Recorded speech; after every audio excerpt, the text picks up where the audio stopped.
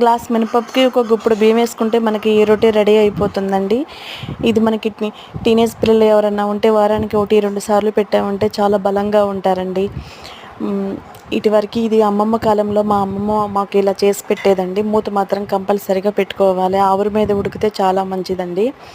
దీన్ని నేతితో కాల్చుకుంటే ఇంకా మంచిదండి. బాగా బలంగా ఉంటుందన్నమాట. ఈరోజు నేను నేతితోనే కాల్చానండి. దీని మీద బెల్లం పాకం కానీ లేదంటే మనకి పుట్నాల పౌడర్ ఉంటుంది కదా, అలా తింటే బాగుంటుందండి. చట్నీలు అవి బాగోవండి, ఇట్లాగనే మంచిదన్నమాట. లేదంటే కనీసం బెల్లం ముక్కైనా పెట్టుకుని తింటే చాలా మంచిదంటండి. ఇటువరకు మా అమ్మమ్మ చెప్పేది, ఐరన్ కదా బెల్లం, చాలా బాగుంటుంది. ఇది మేము నిన్న రాత్రి నైట్ డిన్నర్కి ఇదేనండి. 2 రొట్టెలు వేసుకుంటే నలుగురికి వచ్చిందండి, ముక్కలుగా కట్ చేసుకుని తింటే. కానీ కచ్చా పచ్చిగా రుబ్బుకుంటేనే ఇది చాలా బాగుంటుందండి. చక్కగా మనం మూత పెట్టడం వల్ల మనం తిప్పుకునేటప్పుడు కూడా మూకుడికి అంటుకోకుండా లేసి వచ్చేస్తుంది అనమాట. బాగుంటుందండి.